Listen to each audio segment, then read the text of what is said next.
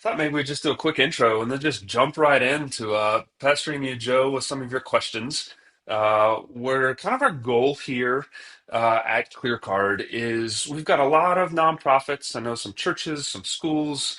We've got volunteer fire departments. We've got parent-teacher associations. We've got some community service. So across the gamut, and actually, Joe, you and I, in our conversation, I think it was last week, kind of commented on this idea. It's hard to know where to go to get help sometimes. I think we all need the humility to recognize we don't have all the answers. I get hesitant to just jump on ChatGPT or Claude or Google or something and say, "Hey, tell me the answer to some of this stuff," instead of, especially in some of these kind of specific areas that we have. So, I thought this would be a really cool way that we could start having a phone a friend or ask the experts. And you certainly have a lot of experience in this space. We're excited. We've got some attendees here as well, Connie, Jay, and Lynn. I've got some other questions that people have emailed in to make sure that we can address those questions. So here's how we're going to do it. We're excited to have Chastity as helping us host and coordinate this. Joe, I'll help moderate, but we're going to pester you with all the really tough questions. Oh, Um, and so, yeah, all the tough questions, man. And then if they're too tough and you don't know, don't hesitate to be like, hey, I don't know on this or whatever. So we want to be like just super transparent. We'll ask Chastity to answer the really tough questions. That's what sure. she wanted. She was like, hey, let's do it now. Chastity, we're excited to have you here. And then again, I've got a list of questions there as well. But if you have some questions, post it in the chat, and we will be able to track that here as well. So everyone should be able to see that. Um, Joe, hey, let's just maybe jump in. The first big thing that I think are on a lot of people's minds as we go into summer and these summer programs. Talk to me a little bit about some of the programs y'all do at your church, and Mhm. maybe your philosophy in terms of how you approach some of that, in terms of maybe tracking revenue in and revenue spending for VBS or for summer camp or some of the other summer type programs. Do you mind walking us through the different programs y'all are doing? Sure, sure. Yeah. So the summer we have several things going on. So we have the Kids Week, which is just the big children's ministry thing that's done in the summer. And so it's a whole week, all of these activities, all of these volunteers, and obviously the children's directors, like, on that. We have short-term mission trips that are taking place right now. And so Park Street is a very like missionary sending church, and so has been for 200 plus years. So it's really cool, and so that's taking place all over Africa, Asia. We also have a lot of family events that are taking place, retreats. So the summer, it's funny, like the summer is very low key compared to like September back to school. Okay. Uh, it's also got a lot of activities happening at the same time. So yeah, those are some of the things we're busy with, and we start planning for this, like back in our budgeting process. So around October, November, December, we're looking forward. Um, our philosophy, I would say, is not, you know, you have 5,000 for this ministry. And so we've been moving more towards, hey, you are like the on the ground ministry director. What do you need? What is your vision? Right. And so we're moving, over the last several years more towards like budget is supporting the mission rather than the mission is being subjected to budget, obviously within reason, being good stewards. But yeah, yeah. So that's on the philosophy of ministry front and some of the activities. Joe, walk us through how that works. So maybe let's take the Children's Week that you have. Going into this, when is it, by the way? When's y'all's Children's Week this year? When is it? Yeah. It's taking place in a couple of weeks. Yeah, and Okay. so, In uh, June. yep, yeah, I think so. Yeah, So and do you have so, a budget going into that you've been tracking for, will you track revenue? Do people pay for this, or is this just really about a budgeted expense for your Children's Week? yeah. So, obviously, at the end of the day, and I think this is true for a lot of churches, we subsidize heavily Yep. retreats, ministry events, and so it's one of those things where we do track the income from it, and since we're using Planning Center online, and so like it's a registration, you register your child now. Like if you can't afford it, we give you a scholarship, right? And so at the end Cool. of the day, it's that type of thing. And then on our budget, we just track the net of all of our ministry programs. And so, the couples retreat, 10K comes from that. We spend 20K, then we just know, all right, we're always going to have, a 20K, a 10K deficit for the couples retreat, and that's our investment in this ministry. So. So do you set up separate projects in your accounting and track each one individually, or do you track this as an entire ministry, Joe? So we have projects, but we the projects, at least the way we're using them when we set them up, we're mainly using them to track our capital projects, and so our chiller replacement, our roof, whatever, and so we're using it for the fixed assets capital projects. We have reserves, but we and the reserves are basically to track off budget subledger, funds. So yeah, and then for different purposes that were designated, but it's just our in our general ledger, right? And so we just have like kids week income, kids week expense, and so when we run our P&L on a monthly basis, that's how we're able to track the net of it. So Gotcha. yeah. Gotcha. Yeah, you mentioned this subsidizing, and I know many of our ministries, many of our nonprofits recognize that. When do you make a decision whether or not you are going to set up a specific designated fund? Um, y- and when do you say, hey, we're just going to roll this into the overall ministry? Let me give you an example Mhm. from the church I was just talking with, where their comment was it was very similar for a kids' week, but it was a summer camp where they know they're going to get in about $7,000 in revenue. They know they're going to spend somewhere around $10,000 to $12,000 for the expense for this. It's a high school summer camp that they're doing. This Church of the Rockies or Camp of the Rockies in Colorado, where we live. Um, would you set that up as a designated fund for that money coming in? Or since you're subsidizing it and you know you're always going to spend more than you're bringing in on that front, we're not going to carry reserves year to year. Do you just treat that as ongoing operations? Yeah, I think if you forecast that it's going to be like an integral part of your ministry and it happens every year, I would keep it on the operating front. Otherwise, you're just going to be just tracking it off budget. I mean, for us, it's just like part and parcel of our like family ministry, right? And Okay. so, the kids or couples or family can. So yeah, I think as churches and nonprofits, we tend to sometimes restrict ourselves where we don't need to restrict ourselves. Hmm. Hmm. And I think if it is part of your annual mission and annual flow, then I think we should keep it on budget as much as possible and refrain from, off budget. Yeah.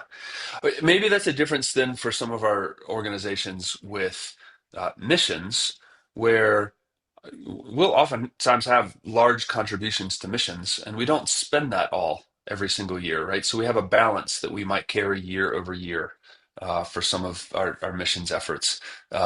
In that case, we've set up a designated fund.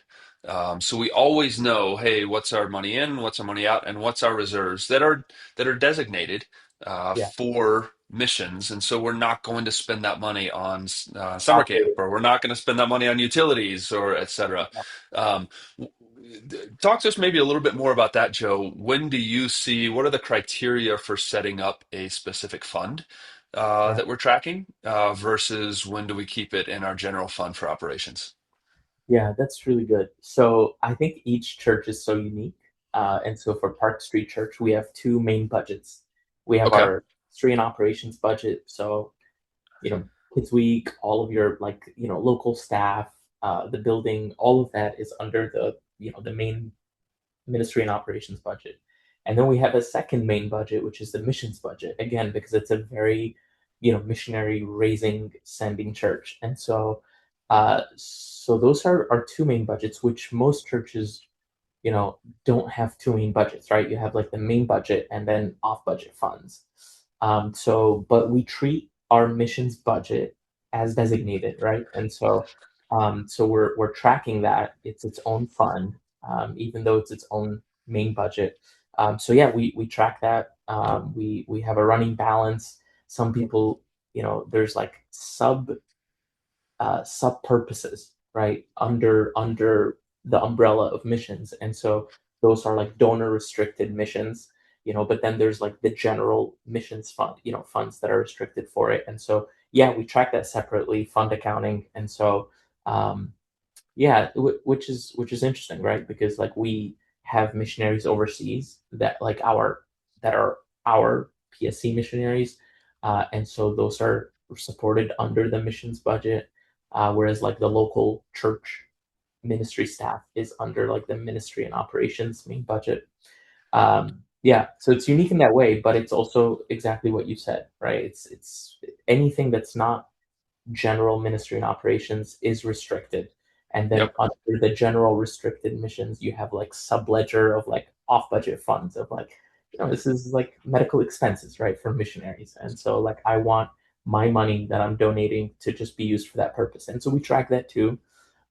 We still don't have like a perfect accounting system that like is tracking that perfectly. So we're still using Excel and manipulation and stuff, but I think we all are at some point, probably tracking some of that. I certainly am for even the scholarships that we give for some of our summer camps, at mm, my church. Because again, we need to know who are we going to give $100 back to. We give $100 to any of our kids who want to go to this camp. right. Um, but again, there's not an easy way to track that. So we just ask them to pay the full amount, and then we write them back a Mm, check, depending on how many kids are going from their family. Speaking of which, so reimbursements is something I keep getting a lot of questions about, and some people have submitted some questions. That can be certainly a political challenge, and I don't mean politics like Republican, Democrat. I mean politics like the way the word means is people, yeah. and just some of the tension on there. Joe, what do you do? And maybe you haven't had this experience, but I certainly have gotten some questions from those who have. What do you do when someone shows up requesting a reimbursement for something that was never really intended to be part of the budget or part of the plan? Has that happened to you before? Huh. Can you give me an example from the questions and examples you've received? Yep, I'll give you one of the very specific ones. So we had a someone who showed up and said, "Hey, we needed some more decorations for the church. Yeah. I've bought them and now I've set them up." And they did. Again, this is not my church; it's someone who submitted a question.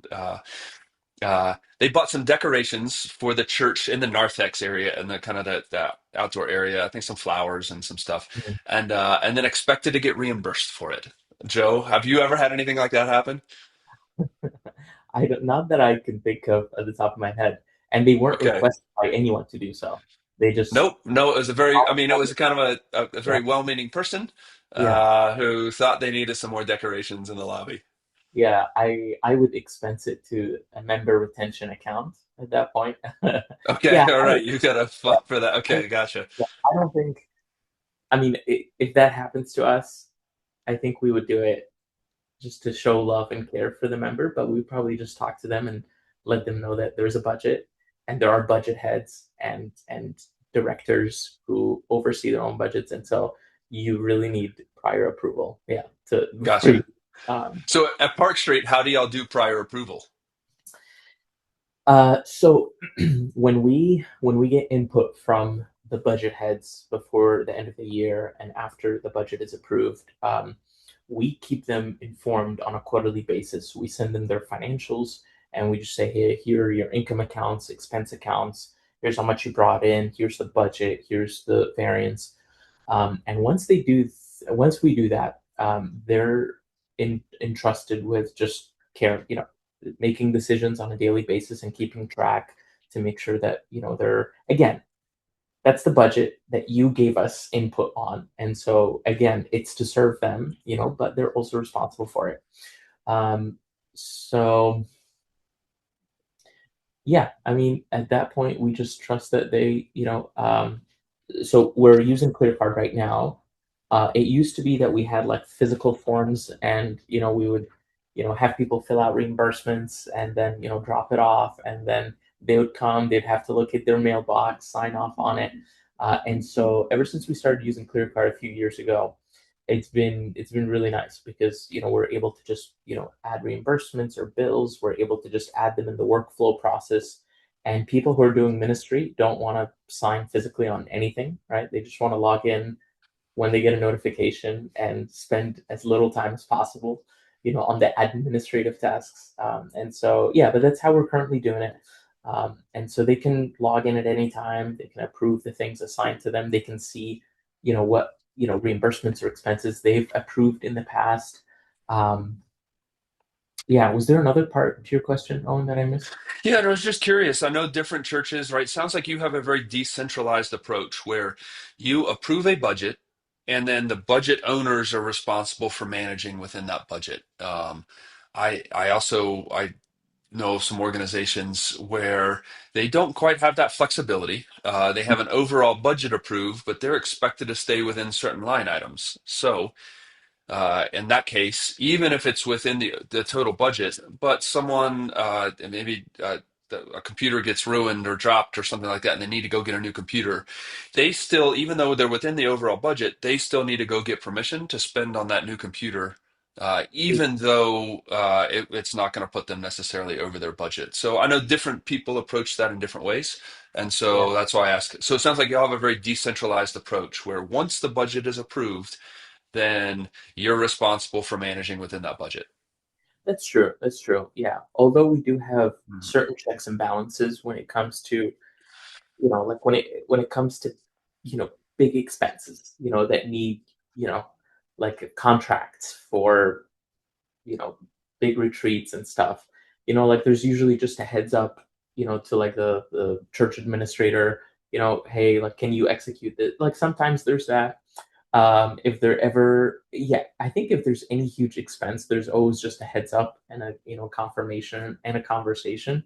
But for the most part, like you are responsible. Like if you have the responsibility, you have the authority. For the most part, and so Yeah. that's the approach there. Yeah. And if there's ever an unforeseen expense, which we've had, then you speak to the controller and to the church administrator, or the senior pastor, just to give them an idea. Hey, like, this is unforeseen, but this is actually necessary. And so, yeah, so there's accountability, but How also often then do you review the budget to the actuals? monthly. And you do Yeah. monthly, okay. And do you do a monthly budget at Park Street Joe, or do you do an annual budget and spread that across? We do straight line, yeah. So we do the annual straight line, and then I prepare the income statements on a monthly basis. We send it to the budget heads on a quarterly basis. Okay. Um, yeah, just we found that that's a good flow, but we've also Owen empowered our people. We've basically we're limited to like 5 seats on our current accounting, and so Okay. we try to choose a contact, a main person from each department who would have a CRM credential into our accounting, and they have access to drill down into the account. So it's not just like a single P&L, right? So they're able to now go into like the kids ministry, see all of the expenses there.